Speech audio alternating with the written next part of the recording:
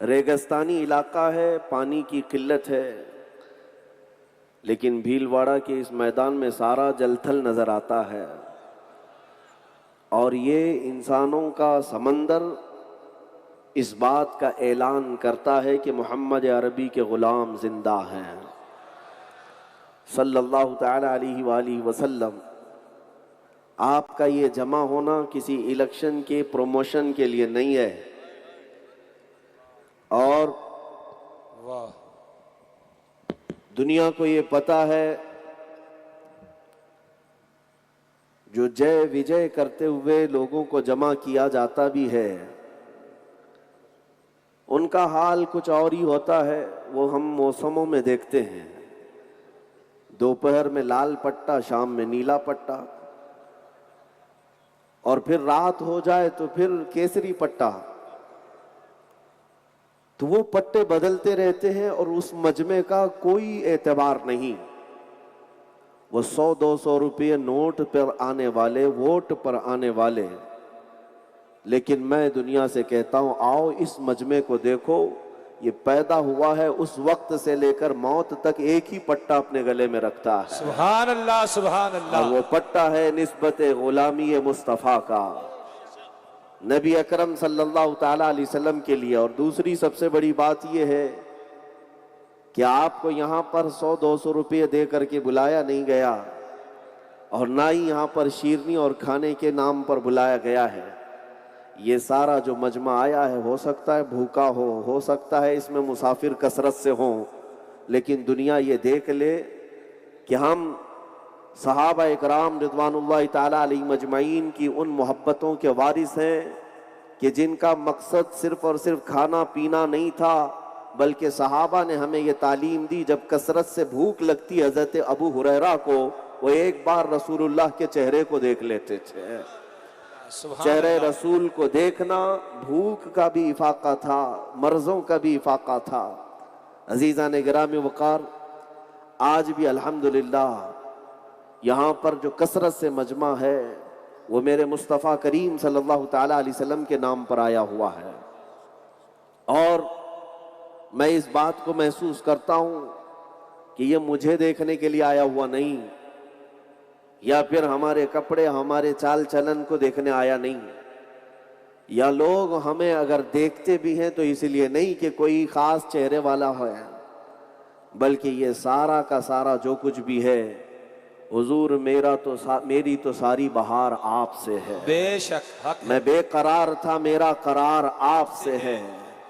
نبی پاک صلی اللہ تعالیٰ علیہ وسلم کی ذات وہ ہے کہ برسوں ہو جانے کے بعد بھی آج بھی ہمارے دلوں کے اندر وہ عشق کی گرماہٹ چلتی رہتی ہے۔ اسی عشق سے پوری دنیا کو گھبراہٹ بھی ہے، اسی عشق سے۔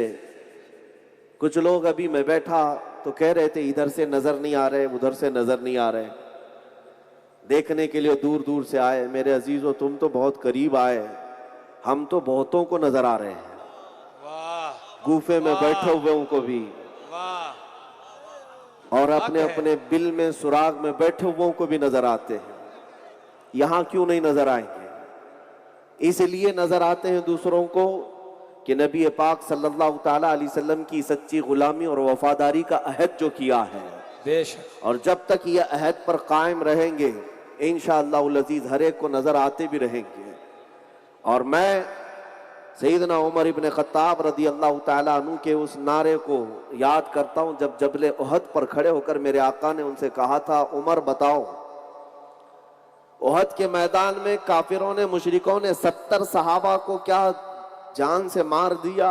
ان کو ایسا لگنے لگا کہ پوری فتح ہو گئی۔ اب جیسے آج کے بھی بہت سارے لوگوں کو ایسا لگتا ہے کسی ایک کو پکڑ کر موب لنچنگ کر لیں تو سب ختم ہو جائے گا۔ احد کے میدان میں 70 صحابہ کی جانیں گئیں، اور اس کے بعد وہاں پر آئے ہوئے دشمن یہ نعرہ لگا رہے تھے کہ سب ختم ہو گئے، عمر بھی ختم، ابو بکر بھی ختم، محمد بھی ختم صلی اللہ علیہ وسلم، یہ نعرے لگ رہے تھے۔ Take the book of traditions, make a pyre of cliches, and burn it.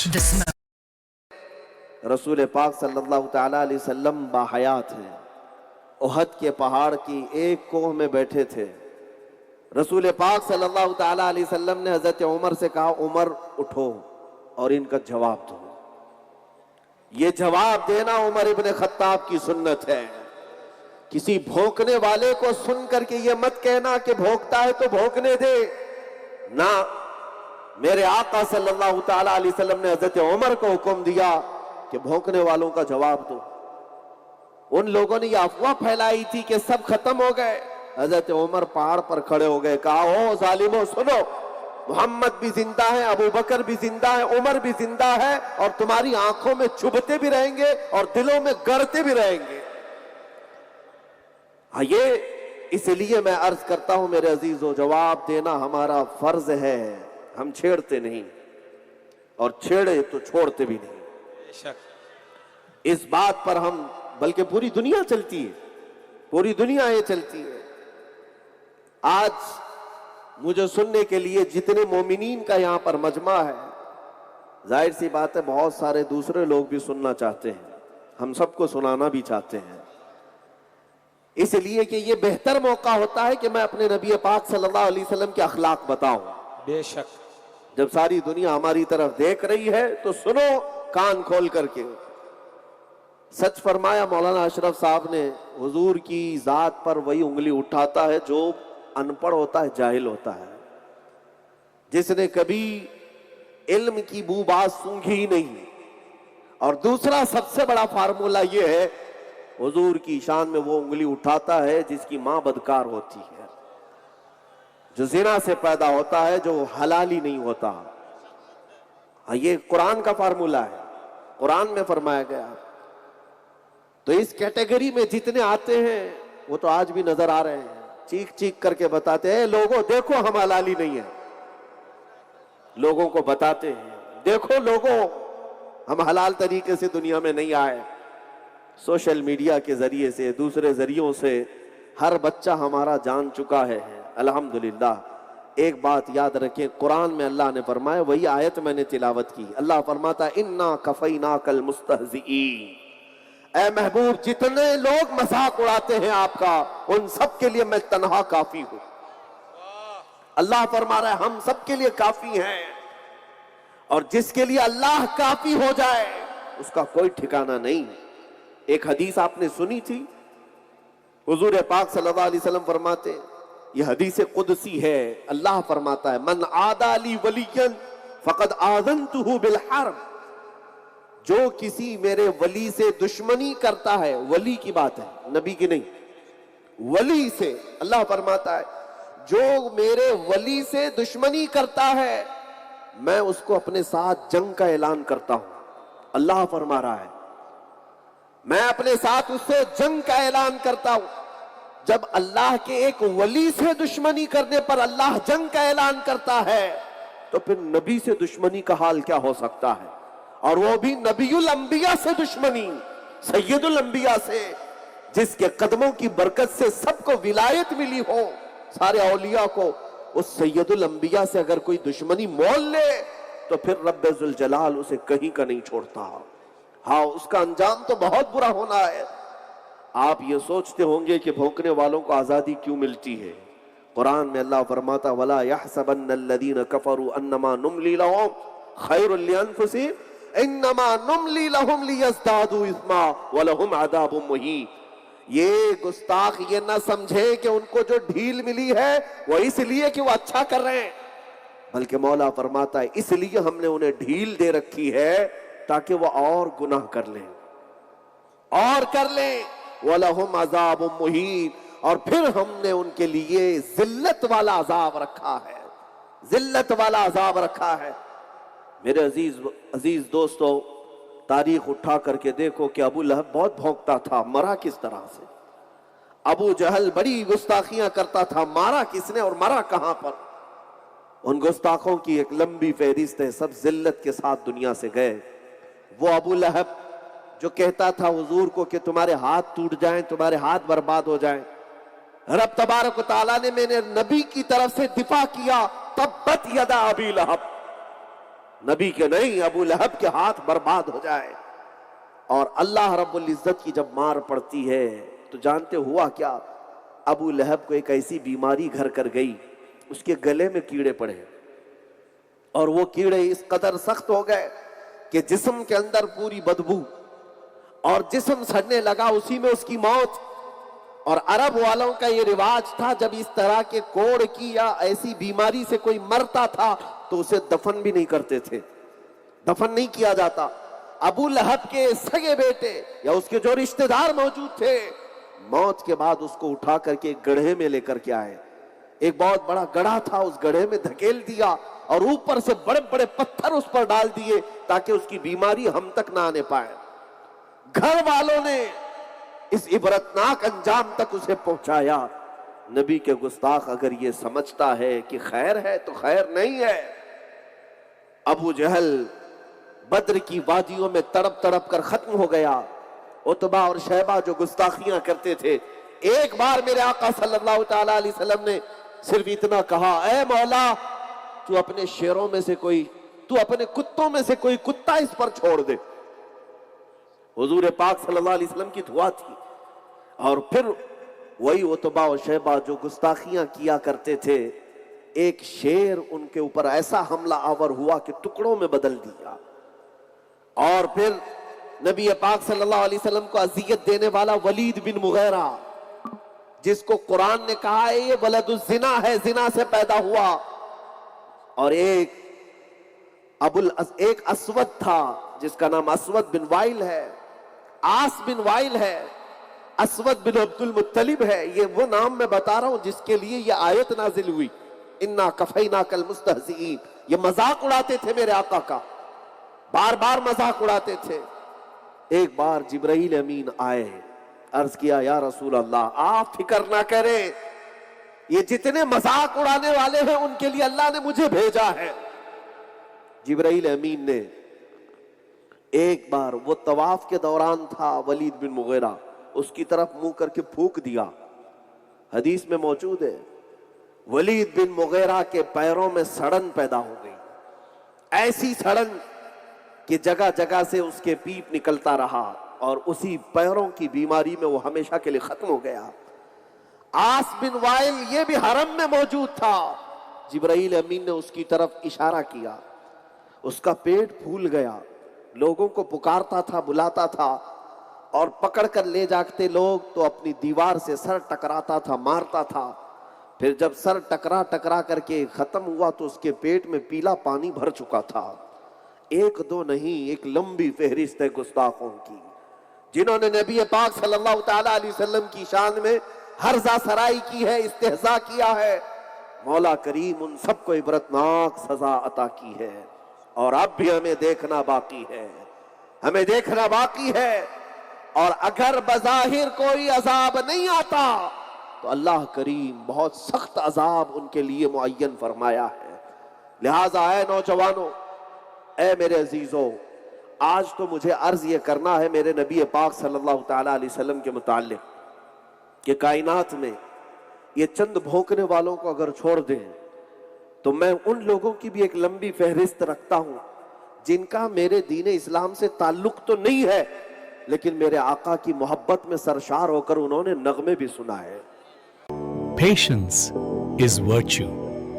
Waiting in metro ticket line, metro ticket. وہ ہمارے دین سے تعلق نہیں رکھتے۔ جارج برنارڈ شاہ کا نام سنا ہوگا، بہت بڑا ایک فلسفر تھا، ایک بہت بڑا محقق دانشور گزرا ہے انگریز۔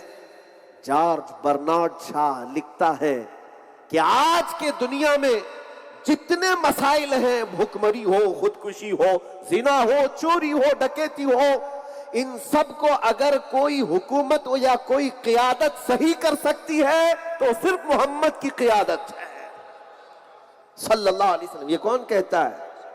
جارج برنارڈ شاہ کی لکھی ہوئی چیز موجود ہے۔ کہتا ہے اگر محمد آج بھی آ جائیں تو ان کی قیادت میں سارے مسائل حل ہو جائیں گے، سارے مسائل حل ہو جائیں گے۔ یہ وہ لوگ کہتے ہیں جو پڑھے لکھے ہیں، جنہوں نے دیکھا ہے، اس لیے کہ میرے آقا صلی اللہ تعالی علیہ وسلم اس مکہ کی سرزمین میں مبعوث ہوئے تھے جہاں ہر طرح کی برائیاں موجود تھیں، ہر طرح کی خرابیاں۔ تمہیں پتا ہے بچیوں کو زندہ دفن کرنے والی رسم مکہ میں موجود ہے. وہاں پر ماں اور بیٹیوں کو بازار میں لا کر بیچ دینے کی رسم موجود ہے. پیسہ جمع ہو جائے تو جوے میں اڑانے کی رسم موجود ہے. اور شراب 50-50 سال پرانی جمع کر کے پینا، وہ بھی حرم کے اندر. یہ تمام عادتیں ان کے اندر موجود ہے. لیکن 10 سال کا عرصہ نہیں گزرا، 10 سال کا عرصہ نہیں گزرا. جو ڈکیت تھے، جو چور تھے، مکہ کے حالات بڑے مشہور تھے. وہاں کے حالات میں کیسا انقلاب آیا. ایک عرب نے آدمی کا بول بالا کر دیا، خاک کے ذروں کو ہمدوش سریا کر دیا. خود نہ تھے جو راہ پر اوروں کے ہادی بن گئے، کیا نظر تھی جس نے مردوں کو مسیحا کر دیا. میرے آقا صلی اللہ تعالی علیہ وسلم کی وہ نظر عنایت تھی. اور غیروں نے یہ پڑھا ہے، تبھی تو کہتے ہیں کہ آج بھی اگر سارے مسائل حل ہو سکتے ہیں وہ نظام مصطفیٰ سے حل ہوں گے، میرے آقا کی قیادت سے حل ہوں گے. جب کسی لڑکی کا ریپ ہوتا ہے، آج بھی کچھ لوگ چیختے ہیں، چلاتے ہیں، ریپسٹ کو موت کی سزا ہونی چاہیے. یہ جس کے گھر کی بچی کے ساتھ ایسا ہو جائے، اس کی ماں سے یا اس کے باپ سے پوچھو تو وہ تو کہتے ہیں ریپسٹ زانی اگر مل جائے تو ہم اسے ٹکڑے کر دیں گے، ہم اسے مار دیں گے، ہم اسے جلا دیں گے. تمہارے جو جذبات ہیں آج سنو. لیکن اسلام نے جب یہ کہا کہ جو بلاತ್کار کرے گا، عصمت دری کرے گا، اسے سنسار کر دیا جائے گا، اس زانی کو ہمیشہ کے لیے ختم کر دیا جائے گا. دنیا کو ایسا لگا تھا کہ اسلام بڑی سخت سزائیں دیتا ہے، اسلام میں جارحیت ہے، تشدد ہے. لیکن وہی جب تمہارے گھر کی بیٹی کے ساتھ ہو جائے تب تم بھی کہتے ہو کہ اس ریپسٹ کو مارنا چاہیے، جلانا چاہیے. فرق صرف اتنا ہے کہ تم صرف اپنی بیٹیوں کی عزت جو سوچتے ہو، میرا مصطفیٰ ہے جو پوری کائنات کی بیٹیوں کی عزت کا خیال کرتا ہے. سبحان اللہ. کائنات کی بیٹیوں کی عزت کا اگر خیال کسی کو ہے تو وہ تاجدار مدینہ کی ذات ہے. جانتے ہو نبی پاک صلی اللہ تعالی علیہ وسلم کی بارگاہ میں ایک نوجوان آیا اور کہنے لگا مجھے زنا کی اجازت چاہیے. میں آج آپ سے خطاب کر رہا ہوں، مجھے پتا ہے ہزاروں کا مجمع یہاں پر، سروں پر ٹوپیاں، چہروں پر داڑیاں لے کر کے آیا ہے. آپ میں نمازی بھی ہیں اور حجازی بھی ہیں، غازی بھی ہیں، مجاہد بھی ہیں، سب ہیں. لیکن بہت سارا یہاں پر ڈپارٹمنٹ کا بھی ایک عملہ موجود ہے، پرشاسن بھی ہے، بہت سارے لوگ یہاں پر ہیں. میں آج کھل کر کے بتانا چاہتا ہوں، آپ بھی سنو نبی پاک صلی اللہ تعالی علیہ وسلم کی تعریف. مصطفیٰ کریم صلی اللہ تعالی علیہ وسلم کے کیریکٹر کیا تھے، اخلاق کیا تھے. اور ایسے عظیم انسان پر جب کبھی کوئی انگلی اٹھاتا ہے تو اس کے ساتھ ہونا کیا چاہیے، آپ اپنے اعتبار سے اس چیز کا فیصلہ کریں. ایک نوجوان آیا اور کہا مجھے زنا کرنے کی اجازت دی جائے، کسی عورت کے ساتھ میں بلاತ್کار کروں.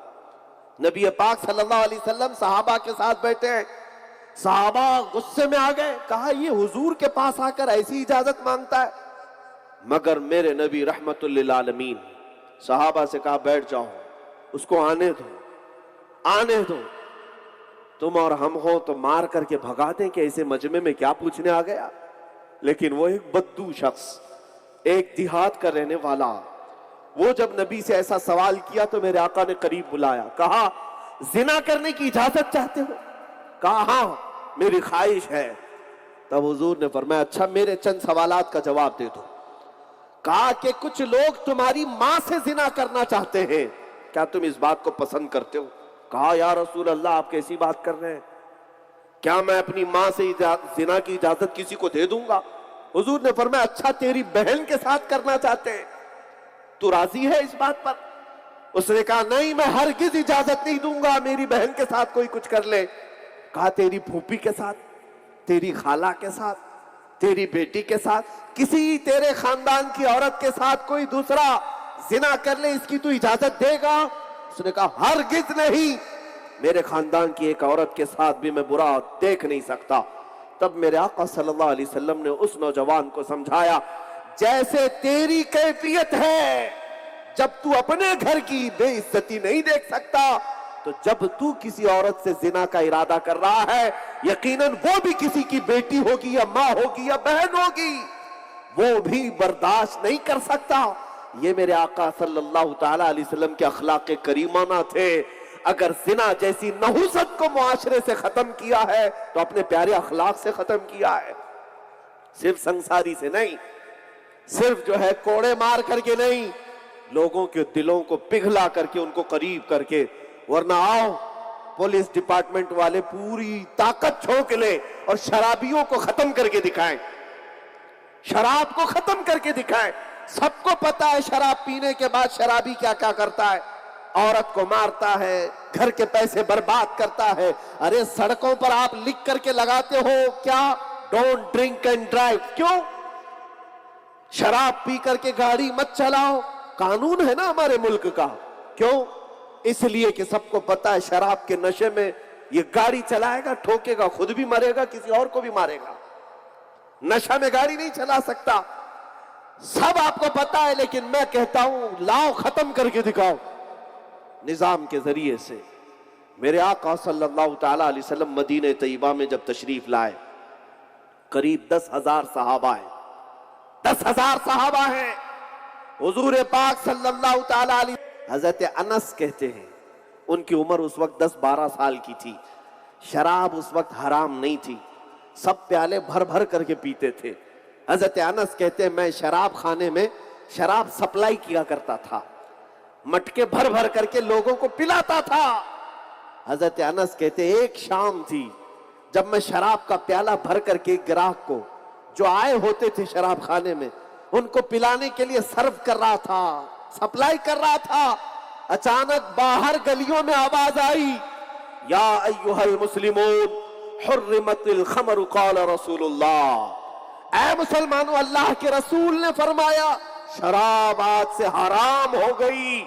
حضرت انس کہتے ہیں جس کے ہاتھ میں جو پیالہ تھا وہیں سے پٹک دیا، جس کے منہ سے لگا تھا وہاں سے اس نے چھوڑ دیا۔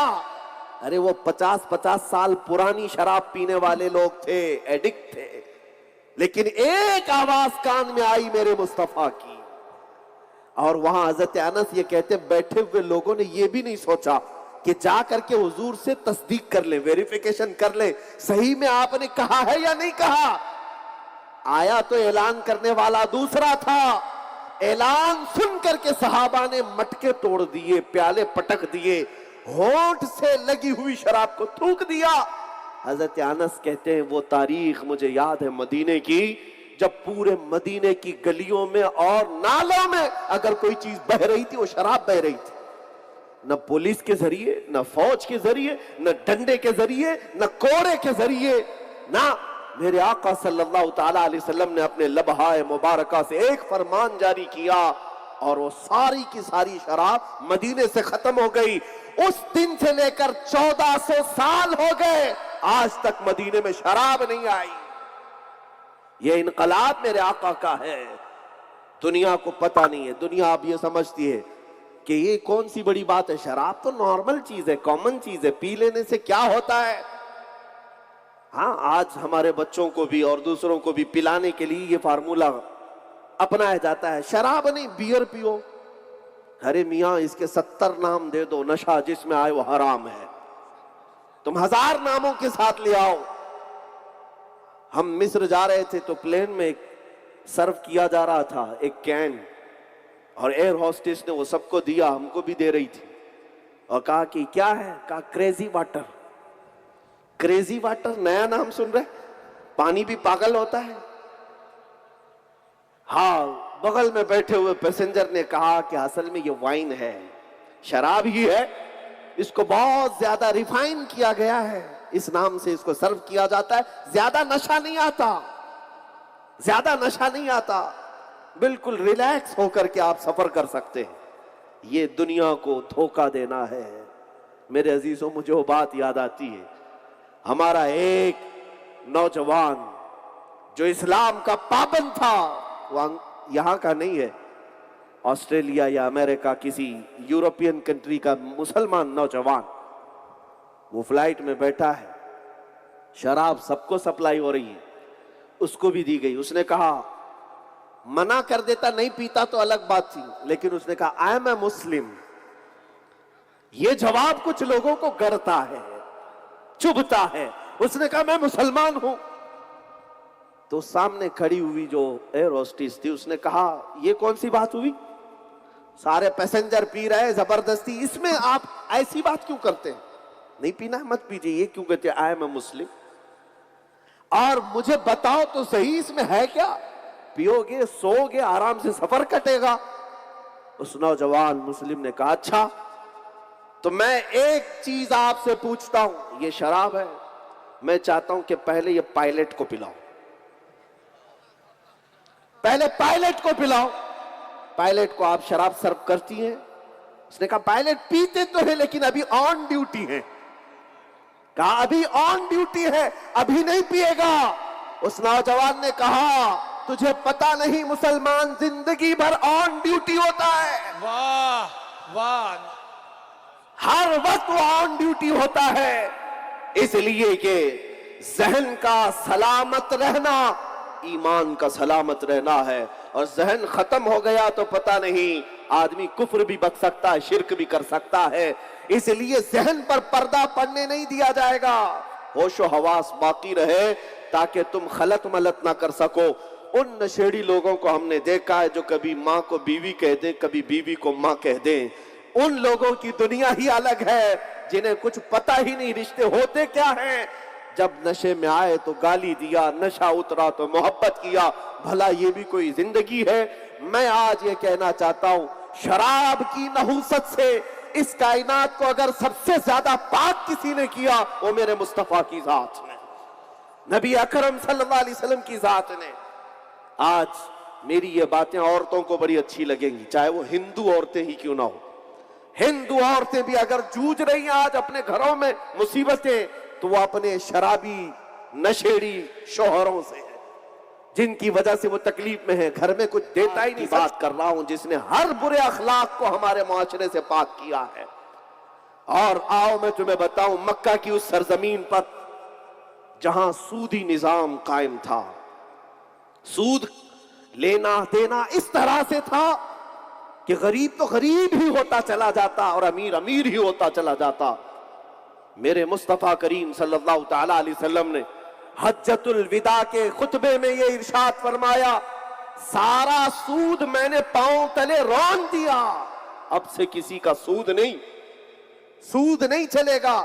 تم اس کو بڈی کہہ دو، بیاج کہہ لو، انٹرسٹ کہہ لو. آج پتہ ہے پوری دنیا اسی مصیبت سے جوجھ رہی ہے. ان یہودیوں نے، عیسائیوں نے دنیا کو دوبارہ کریڈٹ پر لا کر کھڑا کر دیا ہے. یہ اکنامک کرائسس جو دنیا میں آتے ہیں یہ سودی نظام کی وجہ سے آتے ہیں. سودی نظام، اسلام نے اس کو حرام قرار دیا. دوسروں کو بھی میں بتاتا ہوں، ہندو اگر میرے میسج کو سنتے ہیں تو سنو، تمہارے ہاں بڈی اور بیاج کھلے طور پر کھا لیا جاتا ہو تو ہمارے نزدیک یہ اتنا بڑا گناہ ہے. میرے آقا نے فرمایا جس نے سود کا ایک لقمہ کھایا گویا کہ کعبے کے سامنے اس نے ماں سے زنا کیا. اتنا بڑا گناہ ہے. کیوں اس قدر بڑا گناہ اور اس قدر بڑی وعید کیوں رکھی گئی سود میں؟ میرے آقا یہ نہیں چاہتے کہ معاشرے میں ڈس بیلنس ہو جائے، کوئی غریب غریب رہ جائے، کوئی امیر امیر ہو جائے. یہ میرے مصطفیٰ کی نظریں ہیں جو سب کو یکساں دیکھنا چاہتی ہیں. کلکم من بنی آدم و آدم من تراب، تم سب کے سب آدم کے بیٹے ہو اور آدم کو مٹی سے پیدا کیا گیا ہے. یہ میرے آقا صلی اللہ علیہ وسلم ہے. آج لڑکیوں کی عزت کے بارے میں بات آتی ہے. ان نوجوان لڑکیوں کو آج پتہ نہیں ہے میرے آقا نے ان کا مقام کتنا بلند کیا. عورتوں سے بھی میں کہتا ہوں تمہیں پتہ ہے یونان ایک بہت پوش حکومت کو کہا جاتا ہے. رومن ایمپائر اس زمانے کی سپر پاور طاقتیں تھی، لیکن ان کے زمانے میں عورتوں کا کیا مقام تھا پتہ ہے؟ 5 زنجیریں باندھ کر کے ان کو بازار میں لایا جاتا تھا. عورتوں کو 2 پیروں میں، 2 ہاتھوں میں، 1 گلے میں زنجیریں باندھ کر جانوروں کی طرح رکھا جاتا تھا. عورت کا مقام نہیں تھا. اور ستی کی رسم تو یہاں ہندوستان میں تھی کہ اگر کسی عورت کا شوہر مر جائے تو ستی کا رواج یہاں تھا کہ عورت کو بھی جلا دیا جاتا تھا، عورت کو جلا دیا جاتا. اس کا کیا قصور ہے بیوہ عورت کا؟ لیکن چند دنوں کے بعد یہ ستی کی رسم ختم ہوئی. پھر کیا کیا جانے لگا؟ ان بیوہ عورتوں کو جنگل میں چھوڑا جانے لگا کہ یہ معاشرے میں رہیں گی تو اب شگن ہے، اب شگن ہے، یہ رہے گی تو برکت ختم ہو جائے گی. ان عورتوں کو جو آج لبرل عورتیں ٹی وی میڈیا پر بیٹھ کر کے چیختی ہیں کہ اسلام نے عورتوں کو پابند بنا دیا، گھر کی چار دیواری کے اندر برقعے میں قید کیا، تمہیں پتہ نہیں میرے مصطفیٰ نے لڑکیوں کو کہاں سے کہاں پہنچایا. جب زندہ دفن کی جا رہی تھی تب میرے آقا نے فرمایا اے لوگوں دفن مت کرو، ایک بیٹی کو بھی اگر پرورش کر کے شادی کر کے دے دیے تو جنت مجھ سے لے لینا، میں تمہارے جنت میں لے جانے کی ضمانت دیتا ہوں. جنت کی بشارت دی ایک بیٹی کی پرورش پر. تمہیں پتہ نہیں ہے. یہ بھونکنے والی جاہل عورتوں سے میں کہتا ہوں ذرا اسلام کو پڑھو، میرے آقا کو پڑھو. جانتے ہو ایک جگہ میرے آقا تشریف لے جا رہا ہے، رات کا وقت ہے، صحابہ ساتھ میں تھے. ایک گھر پر آسمان سے لے کر چھت تک کوئی روشنی ہے، روشنی.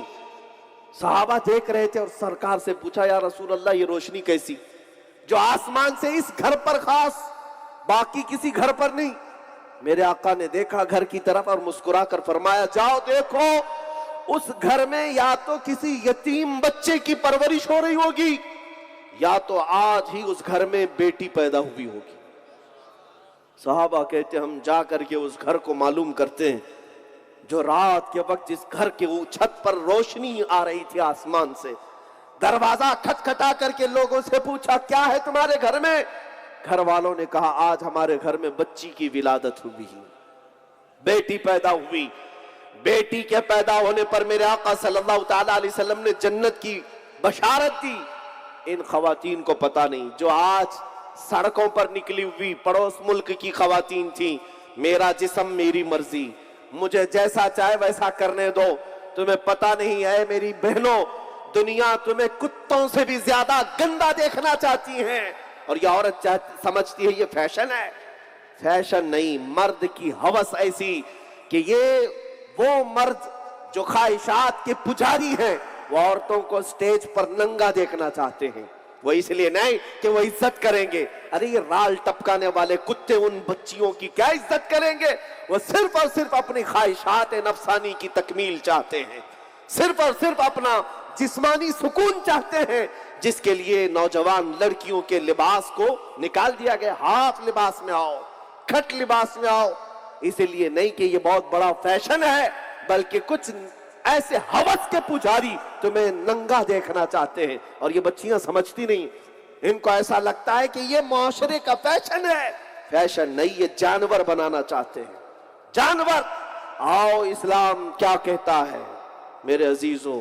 برقعے کے خلاف لڑنے والے ان جاہلوں کو پتہ نہیں ہے ہماری بچیوں کو اگر برقع پہنایا گیا تو اس لیے نہیں کہ ان کو ہم دوسرا مقام دیتے ہیں، اس لیے کہ ان کو ہم قیمتی سمجھتے ہیں.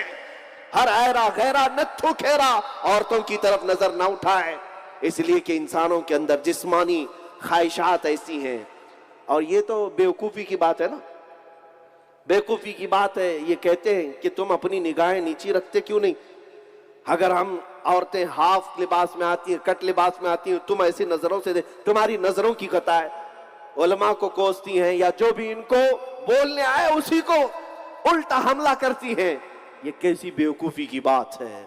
تم پیٹرول اور آگ قریب میں رکھتی ہو اور کہتی ہو آگ کو دور جلنا چاہیے، آگ کو دور جلنا چاہیے. ایسا نہیں ہوتا میرے عزیزوں. آپ کو پتا ہے قرآن پاک مقدس کتاب ہے، اس کو غلاف لگاتے ہیں کہ نہیں لگاتے؟ غلاف لگاتے ہیں. خانہ کعبہ مقدس مکان ہے، خانہ کعبہ پر غلاف لگایا جاتا ہے. کیوں؟ کعبے کو ٹھنڈی لگتی ہے، کعبے کو گرمی لگتی ہے جو کالا کپڑا اڑایا جاتا ہے، یا مزار پہ چادر ڈالی جاتی. کیوں؟ کیا اولیاء کو ٹھنڈی اور گرمی لگتی ہے؟ نہیں، غلاف اور چادر اس لیے ڈالا جاتا ہے کہ ان کی عظمت شان بتائی جائے. کعبے کا غلاف اس کی شان بتاتا ہے، قرآن کا غلاف اس کی شان ہے، مزارات کی چادر ان کی شان ہے. اسی طرح میری ماں اور میری بہن کا برقع اس کی شان ہے. اس کی شان ہے، عظمت شان ہے۔ نبی پاک صلی اللہ تعالیٰ علیہ وسلم کے وہ اخلاق کریمانہ میں تمہیں بتانا چاہتا ہوں میرے عزیزو۔ کائنات کے سب سے اعلیٰ اخلاق پر اگر کوئی دنیا میں آیا وہ میرے مصطفیٰ کی ذات ہے۔ جارج برنارڈ شاہ کی بات میں نے کیا، سر تھامس ایک انگریز مفکر ہے، وہ کہتا ہے کاش میں محمد صلی اللہ علیہ وسلم کے زمانے میں پیدا ہوتا اور ان کو اپنے قریب سے دیکھتا تو میں ان کے پاؤں کو دھو کر کے پیتا۔ اور اتنا ہی نہیں، ہمارے دیش کے موہن داس کرم چند گاندھی وہ خود لکھتے ہیں کہ اگر کبھی مجھے اپنے اندر یقین، کانفیڈنس لیول پیدا ہوتا ہے تو پروفیٹ محمد صلی اللہ علیہ وسلم کی تعلیمات پڑھ کر پیدا ہوتا ہے، کانفیڈنس لیول۔ اور سروجنی نائیڈو کا نام بھی سنا ہوگا، وہ خود کہتی ہے کہ آج تک دنیا میں اگر کسی کے انقلاب کا اثر باقی ہے تو صرف محمد عربی کا ہے۔ سبحان اللہ، بات سچی ہے، غیروں نے جو پڑھا ہے وہ کہا بھی ہے، ان کتوں کو خبر ہی نہیں۔ بہت سارے دنیا میں انقلاب آئے لیکن چلے گئے، ختم ہو گئے، تاریخ کے حصے کے ساتھ ساتھ وہ بھی چلے گئے۔ یونان پوری دنیا میں اپنے کلچر سے مشہور تھا، آج یاد ہے کسی کو؟ مصر کا کلچر مشہور تھا، ختم ہو گیا۔ رومن ایمپائر کا کلچر مشہور تھا، ختم ہو گیا۔ رشیا میں انقلاب آیا، مارکس کا، لینن کا اور کمیونزم کا، سوشلزم کا، دنیا میں کئی انقلاب آئے۔ ڈیموکریسی پہلے نہیں تھی، ڈیموکریٹک انقلاب آیا، لیکن بہت سارے انقلاب یہ جو ریولوشن آئے 100 سال، 200 سال، 150 سال، 250 سال، اس کے بعد تاریخ کے حصے میں ختم ہو گئے، لیکن ایک ریولوشن مدینے سے اٹھا، میرے آقا صلی اللہ علیہ وسلم کا لایا ہوا انقلاب۔ یہ زمانے کی آندھیوں کے ساتھ ختم نہیں ہوا، بلکہ آج حالت یہ ہے کہ ان کے ماننے والے کبھی کم نہیں ہوئے، جتنی آندھیاں چلائی جائیں یہ بڑھتے ہی جاتے ہیں۔ اسلام کی فطرت میں قدرت نے وہ لچک دی، برداشت نہیں کرتے، وہ راستے میں پتھر برداشت نہیں کرتے، بلکہ مدینہ طیبہ میں اس وقت عربوں کا حال تھا تلوار لے کر چلتے تھے۔ حضور صلی اللہ علیہ وسلم کے سامنے ایک صاحب تلوار لٹکائے اپنے کندھے پر آ رہے تھے، تلوار کی نوک سامنے تھی، میرے آقا نے فرمایا تلوار کی نوک پیچھے کر لو، اس لیے کہ میں نہیں چاہتا امن کے حالات میں تلوار کی نوک کسی کی طرف ہو۔ یہ میرے آقا کی تعلیمات تھیں، فرامین ہیں۔ وہ تلوار کی نوک بھی امن کے حالات میں دوسروں کے سامنے دیکھنا پسند نہیں کرتے۔ تم نے تو صرف جہاد کو پڑھا ہے نا، تم نے صرف میرے آقا کی جنگوں کو دیکھا ہے، لیکن جو جنگ ہوئی ہیں، جہاد ہوئے ہیں، اس کی اپنی الگ تاریخ ہے۔ اور جہاد کا لفظ بولنے سے میں کبھی نہ کتراتا ہوں نہ ڈرتا ہوں۔ الحمدللہ میں برسر اعلان یہ کہوں گا، میرے آقا صلی اللہ علیہ وسلم کا جو پوتر جہاد ہے، مقدس جہاد ہے، اس کو بدنام کرنے کی کوشش مت کرو دجالی میڈیا۔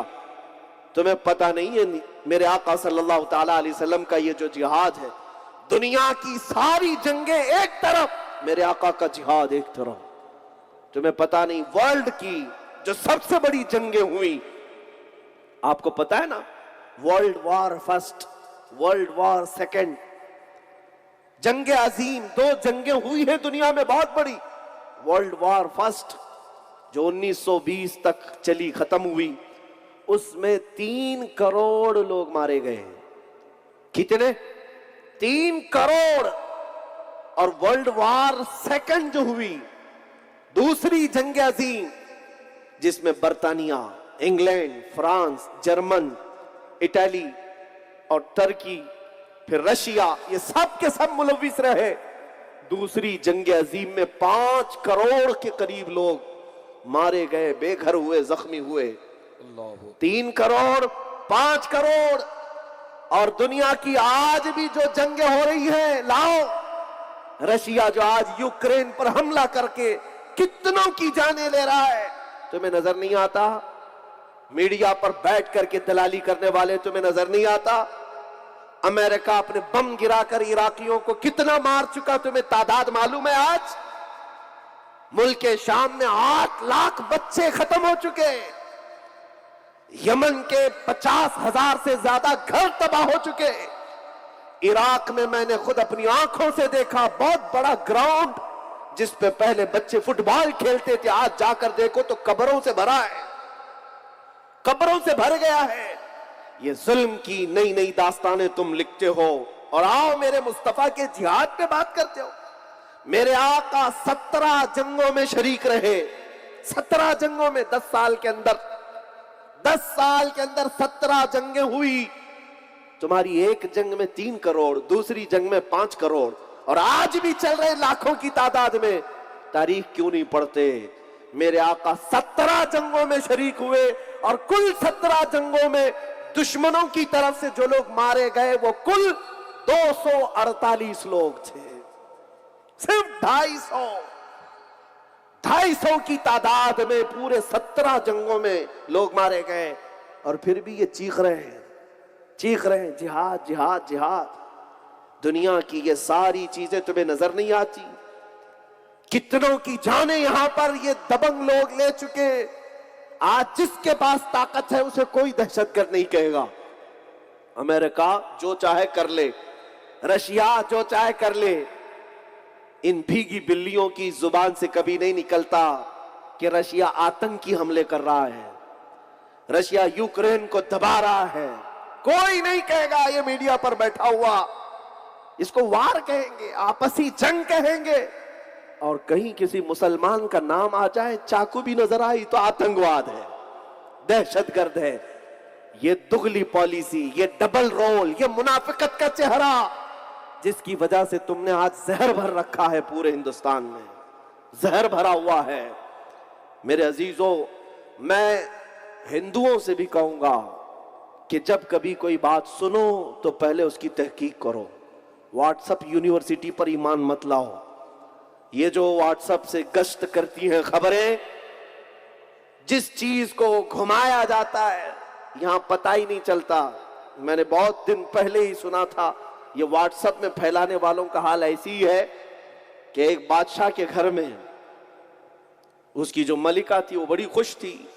وہ ملکہ سے کیا ہوا تھا، اس ملکہ کی جو خادمہ تھی، اس خادمہ نے آ کر کے کہا، بہت خوش تھی. ملکہ نے پوچھا کیا ہوا؟ کہا ہمارے چنو کو منا پیدا ہوا، ہمارے چنو کو منا پیدا ہوا. اتنی ملکہ بھی خوش ہو گئی. بادشاہ آیا، پوچھا کیا ہوا؟ کہا ہماری جو دھومن ہے نا خادمہ، اس کے گھر میں چنو کو منا پیدا ہوا. بادشاہ بڑا خوش، کہا کہ مٹھائیاں لاؤ، میری بیگم خوش ہے تو میں بھی خوش. مٹھائیاں بانٹی گئی. وزیر بھی ایک دوسرے سے کہہ رہے ہیں ارے خوشی کا دن ہے آج صاحب، مٹھائیاں بٹ گئی. ایک عقل مند وزیر نے پوچھا بادشاہ سے، بادشاہ سلامت صاحب مٹھائیاں کھا لیے، سب جگہ خبر چل رہی ہے خوشی کی، بتائیں تو یہ آخر کون ہے یہ چنو اور یہ کون ہے منا؟ بادشاہ نے کہا یہ تو میں نے بھی نہیں پوچھا. کہا پوچھتا ہوں. بیگم سے جا کر پوچھا کہ یہ کون ہے؟ بیگم کہتی میں نے بھی نہیں پوچھا. وہ خادمہ سے میں نے بھی نہیں پوچھا. وہ دھوبن آئے گی تو میں پوچھ کے بتاتی ہوں چنو کا منا کیسے پیدا ہوا. تو شام کو آئی تو ملکہ نے پوچھا کہ تیری خوشی میں تو سب مٹھائیاں بٹ گئی، میں پوچھنا بھول گئی یہ کون ہے؟ تو دھوبن کہتی چنو میرے گدھے کا نام ہے، اور آج اس کے گھر آج اس کو ایک بچہ ہوا، اس کو ہم منا کہہ رہے ہیں. واہ، پوری سلطنت چنو کے منا میں خوشیاں منا رہی ہے. یہ واٹس اپ دنیا یہی کر رہی ہے آج. کسی کو یہ بات پڑی نہیں کہ تحقیق کر لیں کہاں سے آئی ویڈیو، کسی کو یہ بات پڑی نہیں ہے کہاں سے آئی یہ خبر، نہیں، بس پھیلائے جاؤ پھیلائے جاؤ. اس دنیا میں میرے عزیزوں آپ یہ آتنکی میڈیا سے بھی بچو، دجالی میڈیا سے بھی بچو. یہ جو زہر پھیلانے والے WhatsApp, social media, Facebook, اس سے بھی بچو. کیونکہ قرآن کا حکم ہے جب کوئی فاسق تمہارے پاس خبر لائے تو اس کی تحقیق کرو، اس کی تحقیق کرو، ورنہ بعد میں شرمندگی اٹھانی پڑے گی. یہ بات میں اس لیے عرض کر رہا ہوں کہ نبی پاک صلی اللہ تعالیٰ علیہ وسلم کے ان اچھے اخلاق کو چھپا دیا، اور اس دجالی میڈیا نے صرف اور صرف دنیا کو یہ باور کرانے کی کوشش کی کہ صرف جنگیں ہی ہوتی ہیں اسلام میں، صرف جنگیں. ہاں، انہیں پتہ نہیں ہے. میں اسی لیے آپ کو دیکھ رہا تھا کیا آپ ایک نعرے میں جو ہاتھ اٹھا رہے ہیں، لبیک یا رسول اللہ میں ہاتھ لہرا رہے ہیں، میرے عزیزو میں ایک جملہ ان سے بھی کہوں گا، یہ عاشقان مصطفیٰ کے اپنے نبی کے لیے ہاتھ اٹھ سکتے ہیں تو ظالموں کی کلائی توڑنے کے لیے بھی اٹھ سکتے ہیں۔ اگر نعرے کے لیے اٹھ سکتے ہیں تو کسی ظالم کا پنجہ پکڑنے کے لیے بھی اٹھ سکتے ہیں۔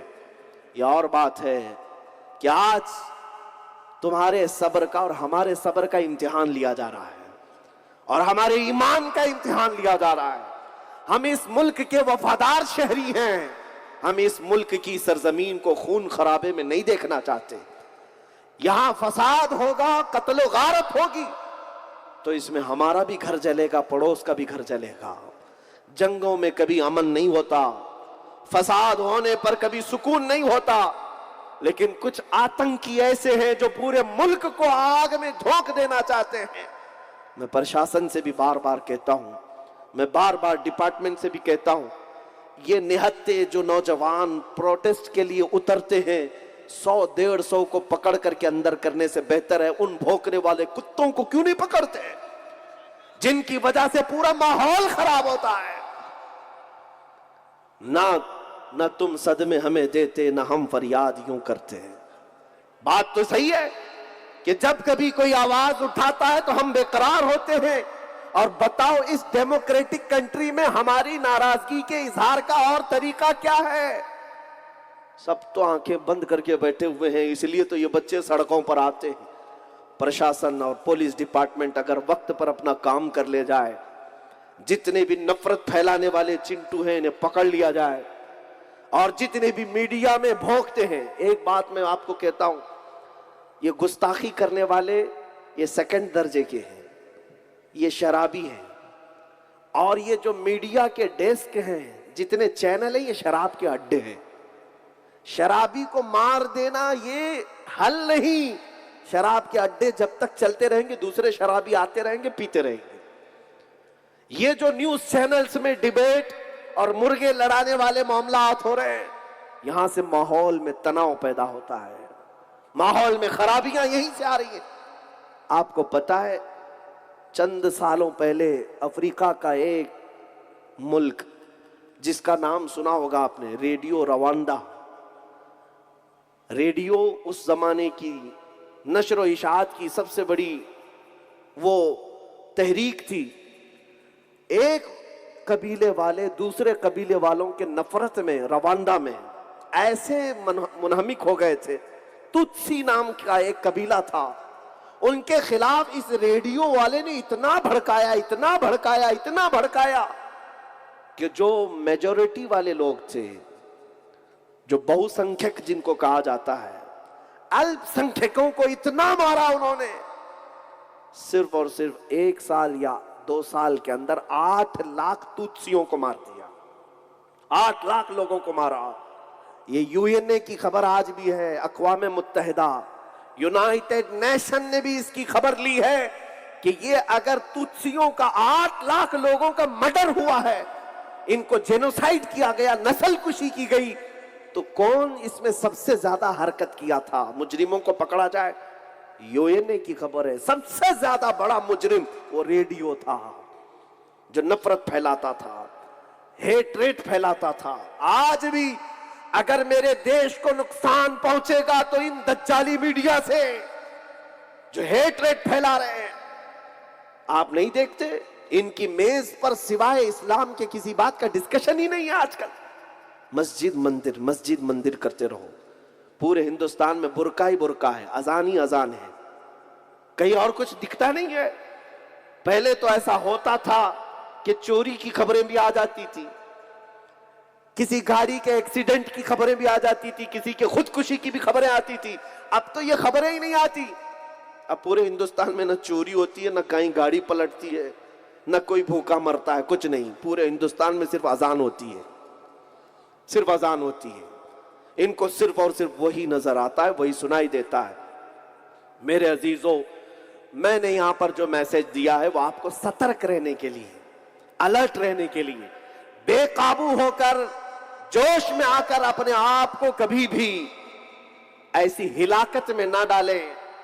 سڑکوں پر اتر کر मैदानों में उतर कर, इसलिए कि अब एक थ्योरी ये भी जमा हो रही है कि जब तुम 10,000 की तादाद में आओगे तो 50-100 आतंकी गुंडे भी उसके अंदर आएंगे और वो तुम्हारे इस एहतजाज को, प्रोटेस्ट को वायलेंस में बदल देंगे। तुम सोचे भी नहीं होंगे, कुछ लोग किराए के, भाड़े के लोग आते हैं, तुम्हारे एहतजाज को वो वायलेंस में, कर्फ्यू में बदल कर जाएंगे। ये हालात आज हिंदुस्तान भर में जगह जगह हो रहे हैं, जगह जगह हो रहे हैं। इसलिए आज सतर्क रहो, अलर्ट रहो। तुम्हारी जान इतनी हल्की भी नहीं कि उतर करके तुम किसी ऐरे गैरे के हाथ में दे दोगे। ये जान है तो मेरे मुस्तफा के लिए है। मरेंगे इंशाअल्लाह हुजूर के नाम पर मरेंगे। हाँ, हमारा आखिरी खात्मा होगा तो हुजूर के कदमों पर होगा, इस बात से मैं नहीं डरता और ना ही डराता हूं। लेकिन इतनी बात मैं तुम सबसे कहना चाहता हूं, मुल्क के हालात को और देश के दूसरे वासियों को तुम्हारे जरिए से अमन में नुकसान ना पहुंचे। हाँ, उन लोगों को क्या खबर जिन्होंने देश को बसाया ही नहीं, जिनको पता ही नहीं देश की आजादी में कितना खून बहा। तुम्हें पता है हमारे पुरखों, हमारे आबा व अजदाद के 30,000 उलमाए किराम की लाशें कश्मीर से लेकर दिल्ली तक हर दरख्त पर लटकती थी। और 1-2 दिन का ये इनकलाब नहीं था। 1857 से 1947 तक 90 साल के संघर्ष के बाद इस देश को आजादी मिली। लाखों लोग खून बहा चुके हैं यहां पर, और जिन संघियों का, जिन आतंकियों का इसमें कोई हिस्सा ही नहीं, उन्हें क्या इस बात की कीमत मालूम। जो घर बनाया होता है उसे अपने घर की फिक्र होती है, और जिसको मुफ्त में मिला है वो इसी तरह फिर से फसाद मचाना चाहता है। उनको खबर नहीं इस चीज की। लेकिन तुमको तो पता है ये देश मेरे ख्वाजा का देश है, ये देश मेरे कुतुबुद्दीन बख्तियार काकी का है, यहाँ साबिर अलाउद्दीन भी है, मेरे आला हजरत भी हैं। मैं इस देश का गद्दार नहीं, वफादार हूं। लेकिन साथ में ये बात याद रखे, मैं जमीन पर चलता हूं पर मेरे मुस्तफा की मोहब्बत साथ चलती है। हाँ, मैं पुलिस डिपार्टमेंट या दूसरे लोगों से कहता हूं, आप इतने लोग हमसे कहते हैं क्यों इतना भड़कते हैं, क्यों इतना जोश में, या आप आक्रोश दिखाते हैं। कुछ लोगों के जहन में ऐसी बात है। हम कहते हैं मियां, हमने कभी आज तक हिंदुस्तान में रहने वाले 200 से ज्यादा धर्म वालों के धर्म को नहीं छेड़ा। सबको आजादी है। हिंदुओं की किताबें जितनी भी मुकद्दस है, सनातन धर्म हो, आर्यन हो, बौद्ध हो, जैन हो, मैंने सब पढ़ा है। यहाँ क्रिश्चियन भी हैं, सिख भी हैं, वो भी हमने पढ़ा है। इनकी किताबें भी हमने देखी है, सबके मुकद्दसात। हमारी वो फील्ड नहीं है कि इन सब के पास जा जा करके छेड़छाड़ करें। सब तो यहां साथ रह रहे थे। लेकिन अगर हमारा गुस्सा उबलता है तो इसलिए कि हमने कभी राम के मुतालिक चरित्र पर बात नहीं की, हमने कृष्णा के चरित्र पर बात नहीं की, हमने कभी गौतम बुद्ध के बारे में बात नहीं की, हमने कभी गुरु नानक के चरित्र के बारे में बात नहीं की, हमने कभी यहाँ के मुकद्दसात के बारे में बात नहीं की। तो तुम कौन से कुत्ते हो जो मेरे मोहम्मद अरबी पर भौंकते हो? तुम्हें क्या हक बनता है मेरे दीन पर उंगली उठाने का? जब हम किसी दीन और धर्म पर बात नहीं करते, तुम अपने दीन में जैसे रहना हो रहो, हमें क्या फर्क पड़ता है। मगर इतनी बात कान खोल करके सुन लो, तुम हिंदू रहो, तुम क्रिश्चियन रहो, तुम यहूदी रहो, तुम ज्यूज हो, तुम सिख हो, बौद्ध हो, जैन हो, आर्यन हो, सनातनी हो, मुझे इससे गरज नहीं। लेकिन इतनी बात कहूंगा, जिस धर्म में भी रहना है मेरे नबी से छेड़छाड़ मत करो। नबी करम की जात पर अगर उंगली उठाओगे तो फिर हम जवाब भी देंगे। इसलिए कि अगर तुमने ये समझ रखा है कि ये कौम सिर्फ बिल्डोजर से डर जाएगी, अगर ये कौम सिर्फ लाठी डंडों से डर जाएगी, तो चंगेज भी करके देख चुका है, हलाकू भी करके देख चुका है, यजीद भी करके देख चुका है, लाखों बच्चों को हमारे कत्ल करके भी देख चुका है। बगदाद, गर्नाता, मिस्र, ट्यूनिस, लीबिया, मराकश, सारे शहरों को उजाड़ करके जालिमों ने देख लिया है। اس وقت جب اسلام نہیں مٹا تھا تو اس نشیڑی حکومت سے بھی میرے دین کا کچھ نہیں ہوگا.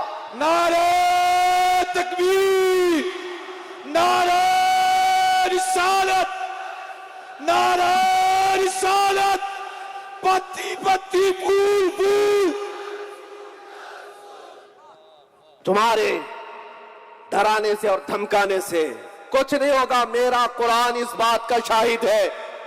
ہاں، میں اگر اس بات پر کچھ سخت لہجہ استعمال کرتا ہوں تو یہ میرا حق ہے. دنیا اپنے باپ کے خلاف نہیں سننا چاہتی، تم اپنی ماں کے خلاف نہیں سننا چاہتے. کان کھول کر کے سن لو، ہمارے لیے ماں بعد میں، باپ بعد میں، پہلے میرے مصطفیٰ ہے.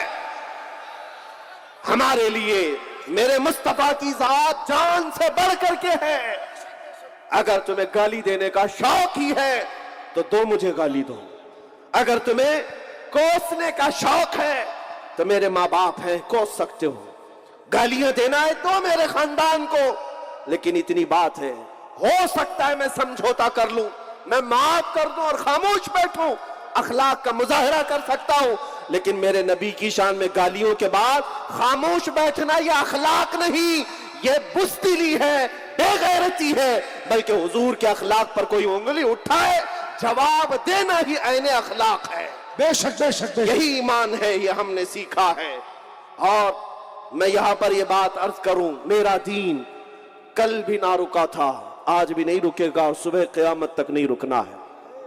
ہاں، ہم کسی کو چھیڑ نہیں رہے، صاف یہ بات کر رہا ہوں.